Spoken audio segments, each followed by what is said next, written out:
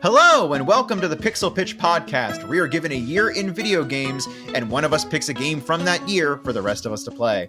I am your host, Al, and I am joined by my other hosts. Kit. It's fine, you're one being melded together. And our special guest, returning once again. Also Kit and Falana. Yay! Wait, no, my name is Frank. Hi, everyone. Frank is joining us in our journey through the year of 1980 in video games. We just got done with one of our choices. And Kit, you have a game that you wanted to pitch to all of us today. Yes, and now this is not my forte. I didn't really start playing games until well into the life of the PlayStation 1. I never really had access to anything older than that. Never really until recently started getting the ability to go to arcades. So I looked over a list of games that came out in the 1980s, and I went with one that visually I thought just looked really neat. And that game is called Sasuke vs. Commander. So, have any of you heard of this game? Never heard of this before, no. Nope. Yeah. No, Frank? Actually, I don't think so. Well, you guys are not alone in that. This game, as I've been trying to find information about it, there really isn't much to it. It was an arcade game, came out in the 1980s. It was, from what I can gather, the third game that SNK ever released. Ooh. And this was back from when they were still labeling themselves as Shin Nihon Kikaku. And it was a year or so into game developing at this point. Prior to that, they were making software and hardware. They realized, hey, these video game things, they're getting kind of popular, these arcade machines. Let's give it a shot. So they made Ozuma Wars, which was a vertical space shooter. Another game called Safari Rally, which also very little about that game out there. And then this was kind of their third game. It is kind of like a vertical space shooter, just skinned a little bit differently. Bright colors. And one of the other fun things I found out about it is that it's one of the first games that had bosses in it. Really? Yeah. So you play as this ninja, Sasuke, who is defending his shogun from these commanders, as they're called. After you beat a bunch of them, their boss shows up. You beat him up, you go to the next stage, and that's it. It's a nice little arcade game. This is fascinating to me, actually. Yeah, I love this era where they're basically inventing the wheel as they're driving. Yeah. We've hit the birth of video games, the dawn of an age. Yeah. We've mentioned a couple watershed moments in video games that we didn't realize how important they were. This era, like this year, in fact, is just going to be made up of all of that. Unintentionally just creating the bedrock for everything else to be built on. Yeah. And the fact that this is one of the first games that featured bosses, and it's still something no one's really heard of, is extraordinarily fascinating to me, because that proves that there was so much just building off of ideas, going to the arcade, seeing what other people are making, let me use that idea, and it all just eventually kind of amalgamated into what gaming is now. I mean, you talk about like people not knowing this, but like how many people remember like the Fairchild with the original the original console that actually had cartridges, the first of its kind. Normally you bought a system, you had whatever was on it, and good luck with that.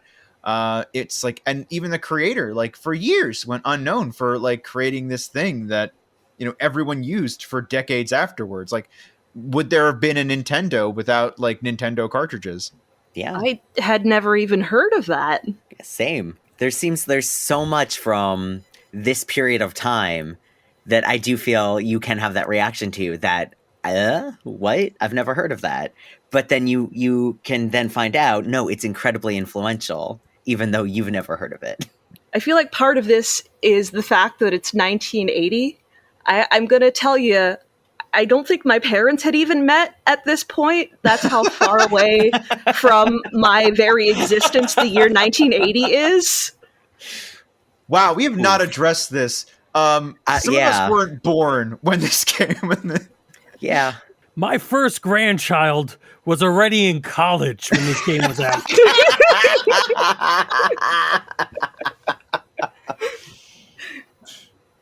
All right. Well, I'm hyped for this. I'm ready to get playing. Yeah. And we're back. We've all played Sasuke versus Commander. We all like got together like in an arcade. No, that didn't actually happen. We went out and we found whatever ways we could to actually like play this game in whatever fashion we could. I used the time machine. Yep. It was very elaborate. I probably should have just downloaded MAME, but nope. I'm a purist, so time machine. Yeah. Ah, the dream. Sorry about what I did to all the now unknown presidents from 1980 till now. I mean, I screwed everything up, really. Everyone you thought was like, I know you guys don't know any of this, but really, I messed things up. Ronald Reagan. I can't believe I did that. Anyways, go on. I can't believe you humiliated them so heavily at Sasuke vs. Commander. Yes, I challenged all sitting presidents from 1980 till now. Sasuke versus Commander.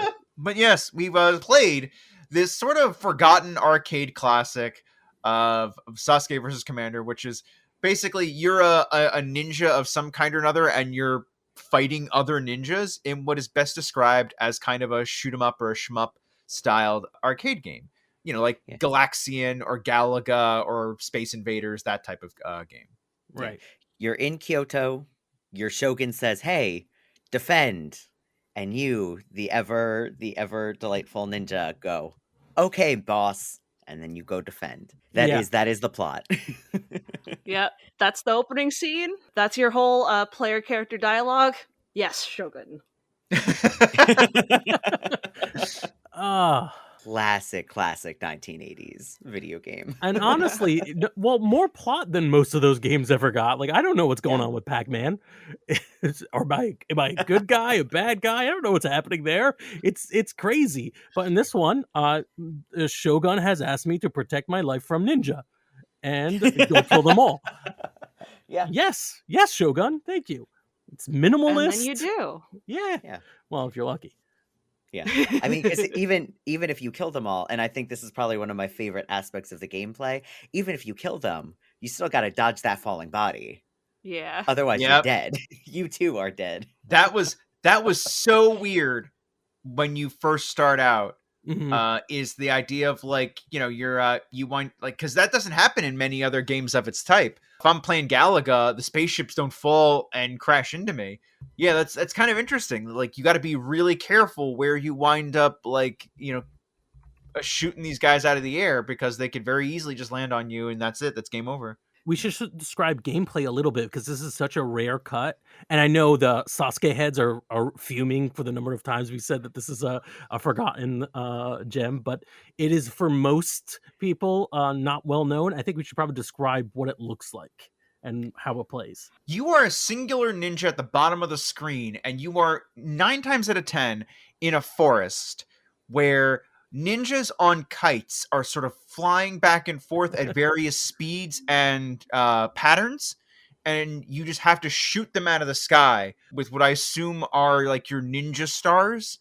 Like little shuriken. Yeah, your shurikens. Yeah, you got your red flying parachute ninja, you got your green flying parachute ninjas, and then you have the magic bonus ninjas, the mini bosses. And I think our research, what we said was that this is like one of the first games that had mini bosses. Is that right? Well, it's the first game to actually have like bosses, like per se. Wow. And it's weird to say if they're bosses or not, because these are all like bonus stages where it doesn't matter if you beat them or not. You still progress. Yeah.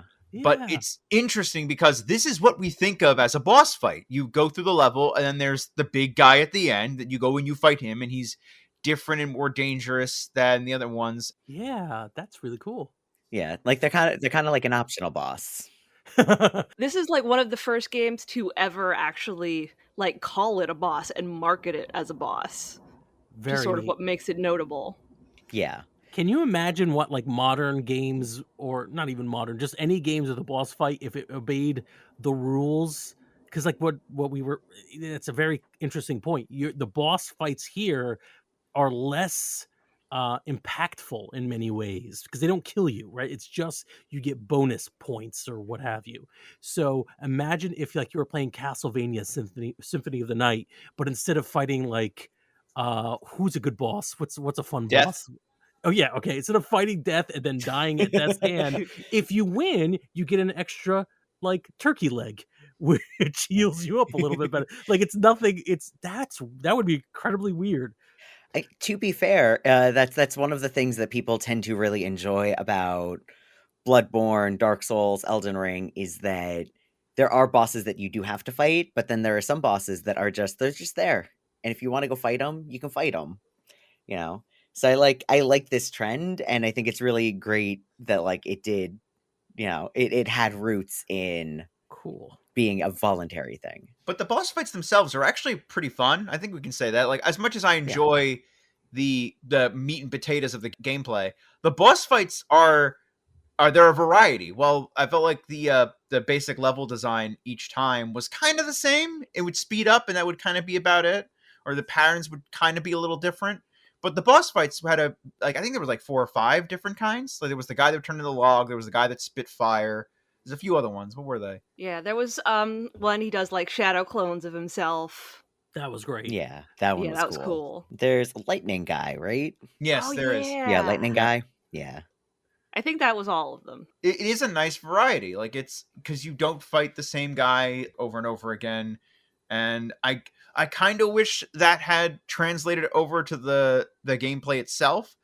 But at the time, that just wasn't what you did. You went in there and you fought the same thing over and over again because you just wanted to get higher and higher points.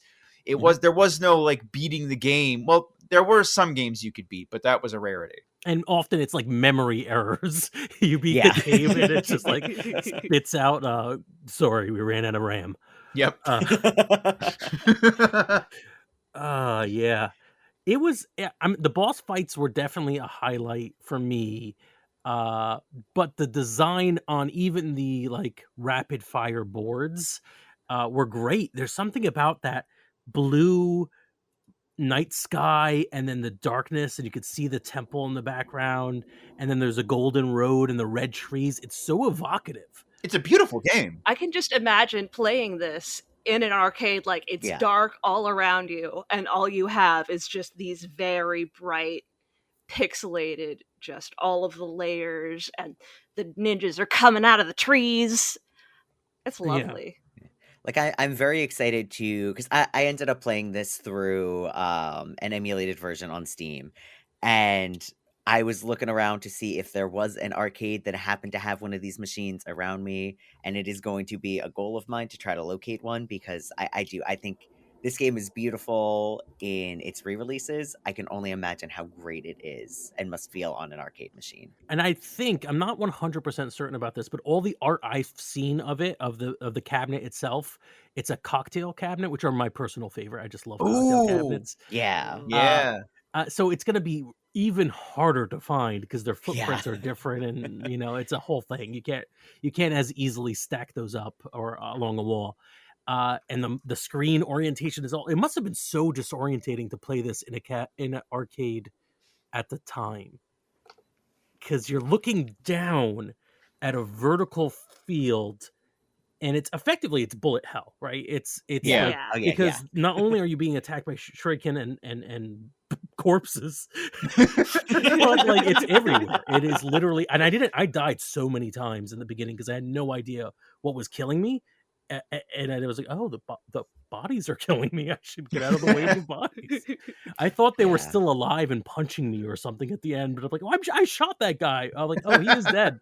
His body. Because they turn pink when you kill them, and they go like floppy. It is honestly amazing how expressive they managed to make these like bare bones pixels. Like you can tell that dead ninja is floppy. Whoop. That's something someone should sample at home. Please take that out of context. We're begging you. Yeah, but at first I thought they were angrily like charging me because I hit them, and I'm like, should I not hit them? And like, these are dead ninjas. They're killing me. Their corpses are landing on me.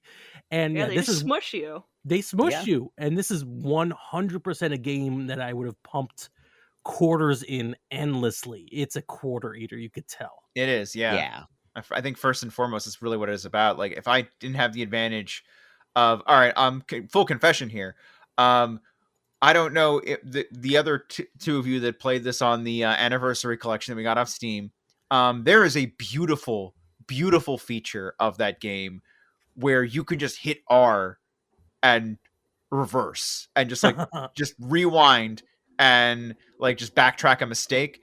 And that this game went from like, oh my god, I'm like getting there I'm struggling to beat level 2 to like I'm powering through, and like and I get it. It's made to munch quarters. And I think this is actually a really interesting and kind of cool feature because it didn't take away the fun of the game or even the challenge, because I still had to beat it. But I didn't have to, it wasn't, since it's designed to kill you and make you spend more and more money to go forward. I think that this is a cool, happy like medium where it's like, well, this thing's designed to kill you, but let's give you an advantage that that since you don't have infinite quarters, because that's almost kind of too easy at that point. It doesn't matter how much you die. I kind of like the idea of being able to like Prince of Persia turn things back and do Yeah. Yeah. I think that's a good idea rather than just giving you infinite lives, because then I think that for me takes away some of the challenge, because like it doesn't matter if I die. In this one, it does matter if I die, but I still have to solve the puzzle. I can't, even if I rewind it, I still have to figure my way out of the situation. I don't have to. I'm just not powering through it with just infinite lives. Right.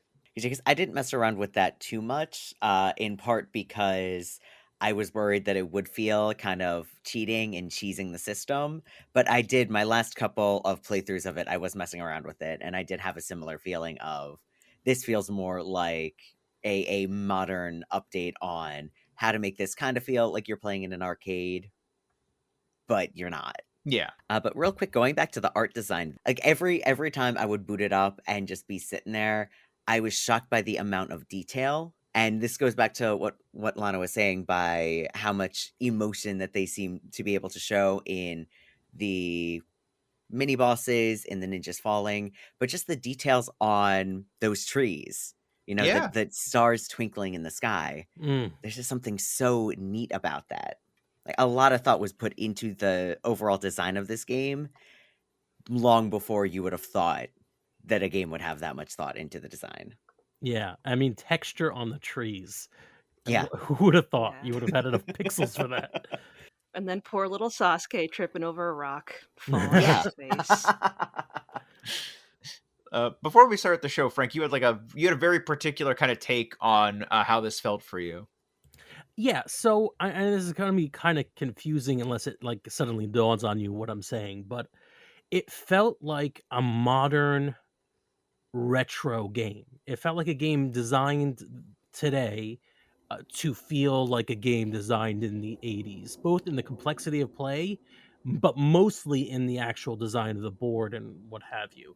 It felt like a little indie game, and honestly, for a while, because it was decently hard to find any information about it. Again, I know people are going to be very outraged, the people who are big fans of the game, but it was hard for me to find any information. So a while I was like, is this really a game? Or is this some sort of like urban legend game that that people are talking about in passing? But yeah, no, it is real and really pretty. See, and I love scouring YouTube to get, because that's usually, if somebody is a big mega fan of something, there is going to be like a 3-hour retrospective of every teeny tiny little thing that's ever happened. And shockingly, Yeah. the most I was able to find on the YouTube, podcast sphere about this game were people saying about as much info as we had. This game came out in 1980. It's the first kind of showing of mini bosses. You play as Sasuke, defend Shogun. And that is pretty much all the info that's out there. So it feels suspicious. Yeah. The rest of the YouTube suggestions are just clips from Naruto, so.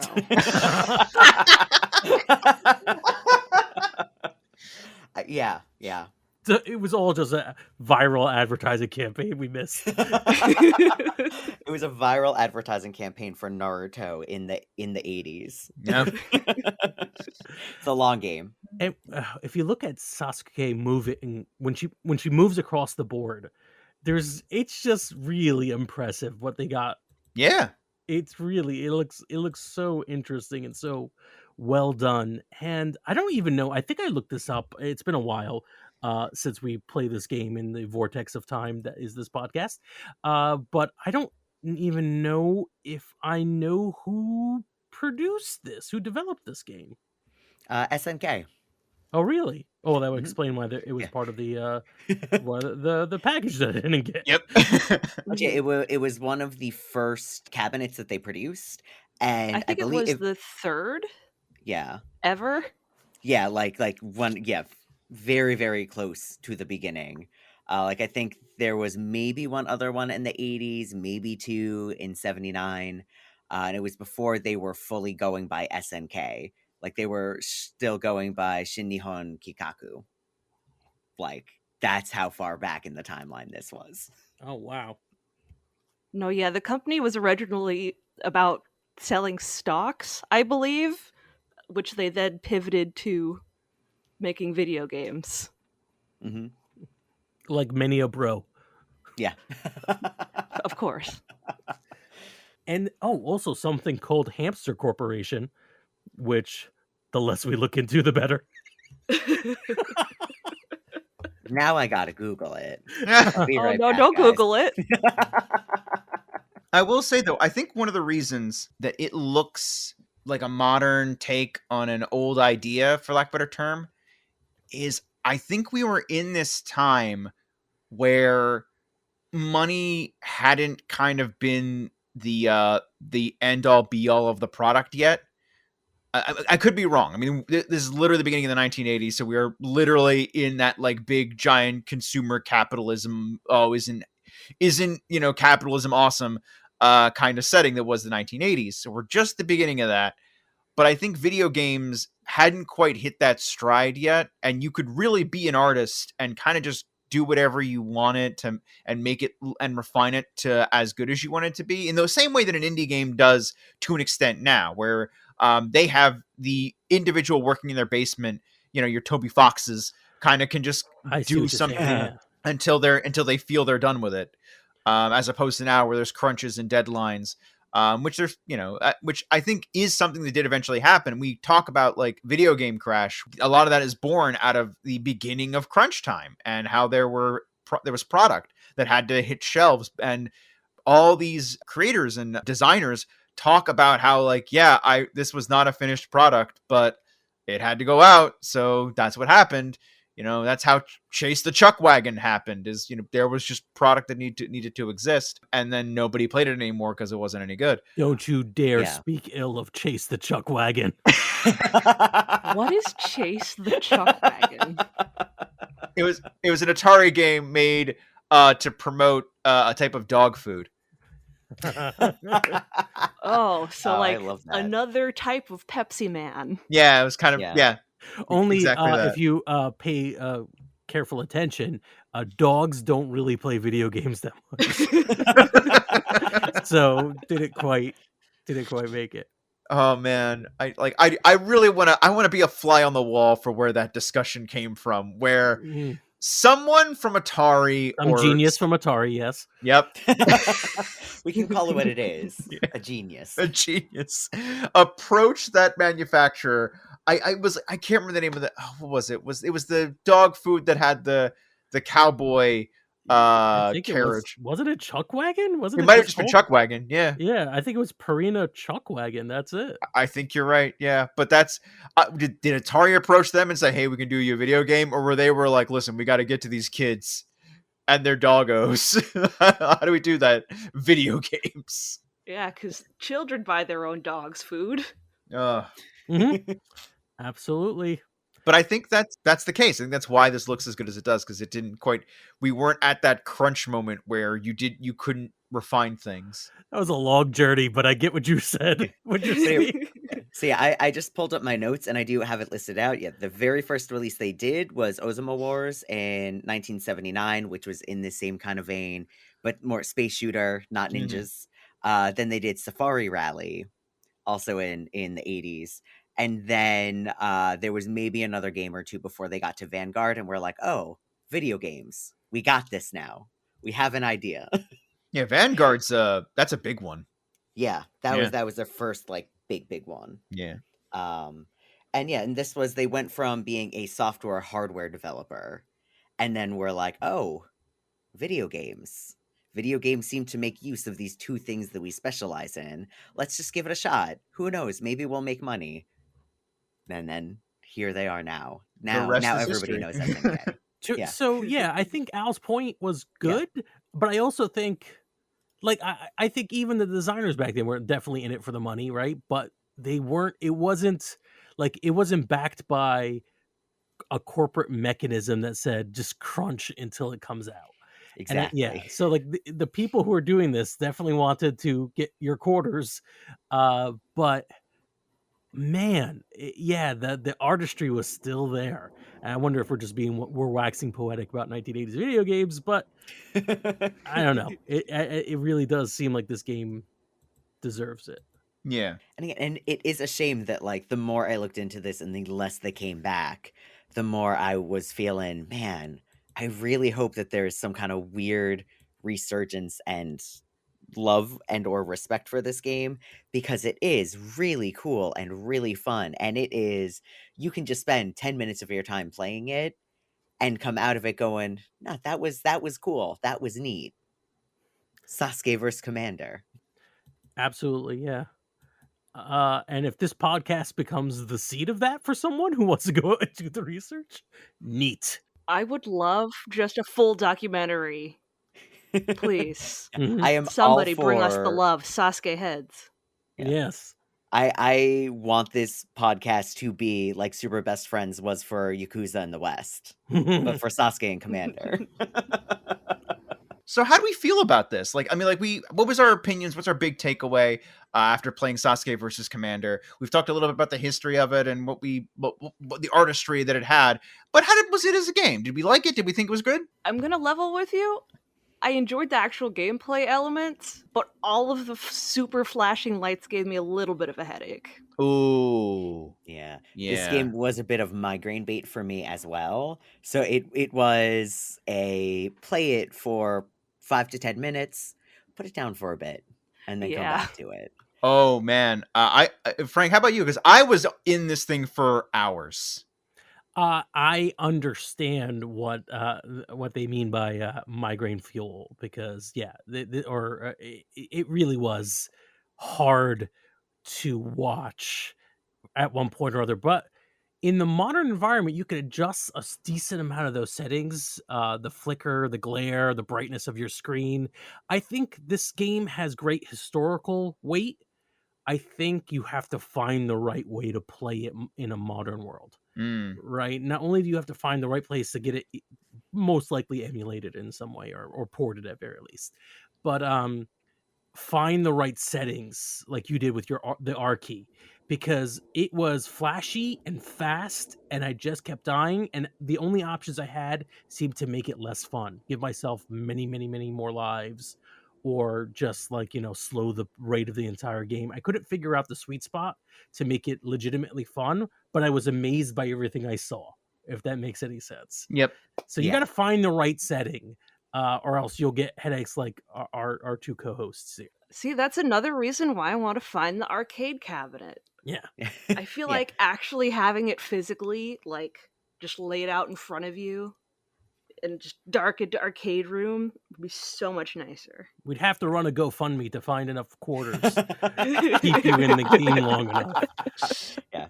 And I do want to add a little caveat to that Falana and I do both struggle with chronic migraines, so we are more inclined towards it, but it is something that is worth the audience keeping in mind if you do go out and find a copy of this. Like Frank said, trying to adjust it for a way that is going to be most palatable for you is a good thing to have in mind when going at it. What about you, Al? You haven't told us, other than being in it for hours. Were you? Oh, I loved it. I thought it was Okay. great. I had tons of fun with it. No, you were kicking the walls. All right. Yeah, I was absolutely in on this. When I found that reverse key, everything seemed to click, and I couldn't put it down. I was in the tank. Maybe that's it. Maybe you figured it out. Maybe that's the proper gameplay for us today. Play it and make liberal use of that reverse key. Yep, because it still felt fun. It still felt like, because I still had to earn every life I had. Like, even with it, there were still times where I caught myself in a position where, like, there's no way out. I can't backwards my way out of this. Like, unless I restart the entire level from scratch, like, I just gotta let myself die. And like sometimes I was just what you had to do, because like you had killed someone in a certain way, and the shurikens were coming down, so it just came down to like, no, I gotta go. I gotta let this one go. But it was fun, man. I'm not usually. I'm lying. No, I am usually into this type of thing. I love Galaga. I've been a huge fan of this kind of genre. I'm gonna sit here and say, oh, I don't know. I haven't really played. Like, no, I have played. I haven't played a lot of them, but the ones that I have played, I've been in love with, and I have a pile of like Gradius games that I still have to get around to playing. But I love this genre, so like seeing this and seeing what it actually was when I finally got around to playing it, I was pretty happy. And I think it's a really fun spin on what you typically get or typically got with these kind of games. Yep. Because instead of it being in space, it's ninjas. Yep. Oh, it was great. Oh man. But yeah, this was a joy, just kind of having us all like really revisit like a forgotten arcade classic. I want to thank you guys for coming in. Frank, thanks again for joining us on our very special episode. Really appreciate you coming in and giving your perspective. You're welcome. I don't know the way out. I don't know how to get out of here. It's very special episode. Oh, yeah. No. I mean, listen, he got out of the basement by time traveling, and where will Frank go next? You know what's interesting? I time traveled into this same basement. It was just in 1980. I was very lucky that there was an arcade here at the time. Yep. You're temporarily changed to the basement. Good night. Good night, everybody. This has been a non-productive media presentation. Executive producer Frank Hablawi. This program and many others like it on the Non-Productive Network is distributed under a Creative Commons Attribution Non-Commercial No Derivatives license. Please share it, but ask before trying to change it or sell it. For more information, visit non-productive.com.